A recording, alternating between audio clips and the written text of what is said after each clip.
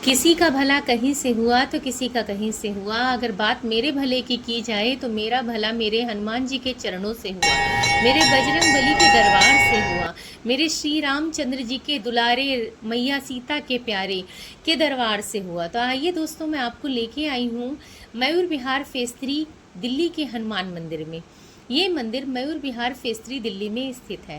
पहले मैं गाजियाबाद से इस मंदिर के दर्शन करने आया करती थी और अपने बजरंग बली से स्वयं अपने दिल की बातें कहकर और उनसे निवारण लेकर और अपने दुख दूर करवा कर जाया करती थी। लेकिन अब मैं मयूर विहार फेज 3 में ही रहने लगी हूँ, तो मेरे लिए बड़ा आसान हो गया है मंदिर आना।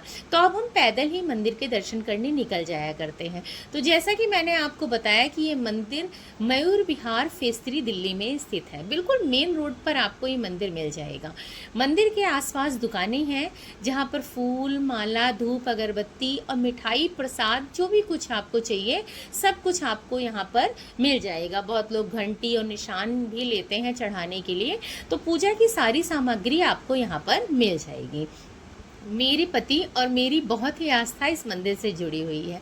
मैं अगर आपको कुछ बातें बताऊंगी तो आपको लगेगा कि मैंने कहीं ना कहीं पढ़कर या सुनकर आपको बताया है। तो मैं अपनी खुद की कहानी आपको बताती हूँ, जिसकी मुख्य पात्र मैं खुद हूँ। तो दोस्तों, मैं इस मंदिर से ज़्यादा कैसे जुड़ी?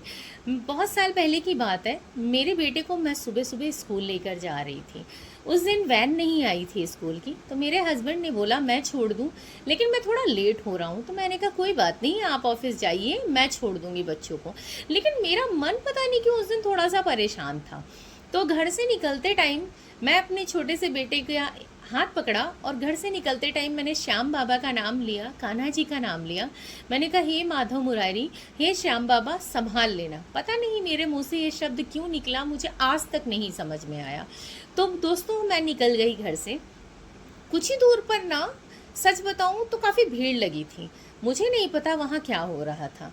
अचानक से किसी भीड़ से निकलकर एक सांड, सांड आप जानते होंगे, नंदी महाराज, एक ई रिक्शे से टकराते हैं और टकराकर बौखला जाते हैं और बौखला कर रोड भीड़ में भागना शुरू करते हैं। मैं अपने छोटे से बेटी और बेटे को लेके साथ में जा रही थी। अचानक से वो सांड मेरे बेटे का बैग, जो स्कूल बैग था, वो लाल रंग का था, मेरे बेटे की तरफ दौड़ा और मैं नहीं देख पाई। उसने ऐसा झटका मारा कि मैं भी दूर जाकर गिर गई और मेरे बेटे का हाथ मेरे हाथ से छूट गया। उसने मेरे बेटे को उठाकर अपनी सींगों से दूर फेंकने की कोशिश की, लेकिन इतनी मजबूत शर्ट होने के बाद भी शर्ट फट गई। ये सब मेरे ईश्वर की महिमा थी, मेरे बालाजी सरकार की कृपा थी। मेरा बेटा ज़मीन पे गिर गया और नंदी महाराज सांड उसके ऊपर से चढ़कर चले गए। मेरा बेटा बेहोश हो गया, उसकी नाक से और माथे से खून निकलने लगा। मैं भागती हुई आई और मैंने अपने बेटे को उठाने की कोशिश की, लेकिन उसका हाथ भी मुड़ चुका था क्योंकि बैग टांग रखा था उसने, स्कूल बैग। भीड़ बहुत ज़्यादा बढ़ गई थी। अचानक से एक भैया आए, उन्होंने मेरे बेटे को उठाया और एक मेडिकल स्टोर के काउंटर पर ले जाकर बच्चे को लिटाया और उसके सीने को दबाने लगे क्योंकि बच्चा मेरा बेहोश हो गया था। आज भी मुझे याद है वो दिन, तो आज भी मेरी आंखों से आंसू थमते नहीं हैं, गिरना शुरू कर जाते हैं। उस दिन से मेरा दिल ऐसा टूटा कि मैं छोटी छोटी चीज़ों को भी बहुत बड़े पैमाने पर लेके और टेंशन ले लेती हूँ। हालांकि मुझे सब समझाते हैं कि कोई बात नहीं, जो भी है अच्छा है, लेकिन मेरा मन नहीं मानता। मेरे अंदर की घबराहट आज तक वैसे की वैसी बनी हुई है। फिर मेरा बेटा होश में आया और होश में आते ही उसने एक शब्द बोला, मम्मा मुझे आपके साथ रहना है। ये शब्द आज भी मेरे कानों में ज्यों का त्यों गूंजता है और मेरे दिल को उतनी ही तकलीफ देता है। लेकिन आज मेरा बेटा ठीक है, मेरे महादेव, मेरे बजरंग बली की कृपा से। तो दोस्तों, मैंने इस दरबार से अपने बेटे को मांगा था। मैंने अपने बजरंग बली, अपने महादेव से अपने बेटे को मांगा था। अपने बेटे की सलामती की दुआ भी, अपने पूरे परिवार की सलामती की दुआ, अपनी बच्ची बच्चा सबकी सलामती की दुआ मैं यहीं से करती हूँ। तो दोस्तों, मैं जब अपने बेटे को लेकर घर गई तो मेरे बेटे को उल्टी हुई। उल्टी में भी खून आया। मैं बहुत ही ज़्यादा घबरा गई। मैंने अपने हस्बैंड को कॉल किया, जो कि जस्ट ऑफिस निकले ही थे, आधे रास्ते से घर वापस आए और मैं और मेरे पति दोनों बच्चे को लेके फटाफट अस्पताल की तरफ भागे। रास्ते में मैं रोती हुई जा रही थी, लेकिन मेरे मन में एक ही बात चल रही थी कि हे मेरे नाथ, मुझे अकेला मत छोड़ना, मुझे हारने मत देना मेरे बाबा। तो मेरे बाबा ने मेरा हाथ पकड़ा और मुझे आश्वासन दिया कि ज़िंदगी में कुछ हो ना हो पर तेरे ईश्वर तेरे साथ खड़े हैं। तो मैं और मेरे पति दोनों अपने बेटे को लेके अस्पताल पहुंचे। सावन का महीना था, दूसरा सोमवार अभी नहीं आया था। भोले बाबा के पास चले पहले। लेकिन मेरा दिल बहुत ज़्यादा घबरा रहा था। मुझे अपने ईश्वर पर, अपने बजरंग बली पर, अपने प्रभु पर पूरा भरोसा था। एक बार को मेरे को ना पूरी दुनिया धोखा दे सकती है, पर मेरे भगवान मुझे धोखा नहीं देंगे, क्योंकि वो मुझे मुझे जानते हैं, मुझे समझते हैं कि हाँ, मैं जैसी भी हूँ लेकिन मैं उनकी अपनी बेटी हूँ। मैंने सदैव बजरंग बली को अपना पिता और खुद को उनकी बेटी ही माना। तो मेरे बजरंग बली ने मुझ पर कृपा करी और मेरे बेटे को जब सारे टेस्ट हुए, फुल बॉडी चेकअप हुआ, ब्रेन में थोड़ी स्वेलिंग बताई, लेकिन मेरे ईश्वर ने मेरा साथ दिया, मेरे मान को बरकरार रखा, मेरी लाज रखी।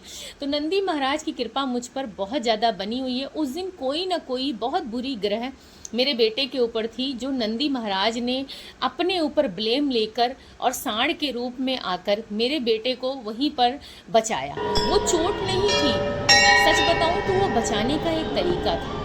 मेरे बजरंग बली ने किसी न किसी रूप में आकर मुझे जो आश्वासन दिया था मेरे परिवार की रक्षा करने का, वो आश्वासन पूरा किया और अपने वादे को निभाया। तो मैं बजरंग बली से बहुत ही ज़्यादा दिल से जुड़ी हूँ। जबकि कहते हैं कि महिलाएं और लड़कियाँ बजरंग बली की पूजा ना करें, उनसे ज़्यादा क्लोज ना हो, पर मैं सच बता रही हूँ, बचपन से लेकर मेरा बजरंग बली से लगाव कुछ ज़्यादा ही रहा है। आज मेरा बेटा हंसता खेलता मुस्कुराता है तो कहीं ना कहीं मेरे बालाजी सरकार की देन है। तो इस मंदिर में मैं जब बेटा पैदा भी नहीं हुआ था तब से आती हूँ। बेटा ही नहीं, ये छोटी वाली बेटी भी मेरी बाद में पैदा हुई है। तो इस मंदिर से अब आप अंदाज़ा लगा सकते हैं कि कितने सालों से मैं मंदिर में दर्शन करने आ रही हूँ। तो आइए मैं आपको बजरंग बली के दर्शन कराती हूँ, और बजरंग बली के साथ साथ आपको भोलेनाथ और श्याम बाबा के दर्शन नहीं करा सकती, क्योंकि अंदर कैमरा ले जाना मना है। ये तो कुछ वीडियोस हमने ऐसी ही रिकॉर्ड कर ली है। हालांकि लोग छुप छुप कर वीडियोस बनाते हैं, लेकिन मैंने ऐसा कुछ नहीं किया, क्योंकि जिस टाइम हम पूजा पाठ में ज़्यादा व्यस्त होते हैं, अपने प्रभु से, अपने ईश्वर से बात कर रहे होते हैं, तो मुझे ऐसा लगता है कि उस टाइम कैमरा पकड़ के वीडियो बनाना थोड़ा ठीक नहीं है। और फिर मन भी ऐसा होता है कि जब हम पूजा करने आए हैं, अपने भगवान से अपने दुख सुख शेयर करने आए हैं, तो उस टाइम क्या वीडियो बना के स्टार्ट कर दें। तो लेकिन जब खाली टाइम मिला तो मैंने भी 2-4 शूट कर ही लिए, ताकि मैं आप लोगों तक अपनी बात पहुंचा सकूं और इस मंदिर के महात्म को बता सकूं। तो आपको अगर आना है, आप दिल्ली में ही हैं और मयूर विहार फेज 3 के आसपास हैं, तो आप आके दर्शन कर सकते हैं मयूर विहार फेज 3 के इस मंदिर में। वहाँ से हम निकले, हमने नमकीन वगैरह खरीदी। भैया मेरे ब्लॉगिंग को देखकर मुस्कुरा रहे हैं। तो दोस्तों, आप इस मंदिर के दर्शन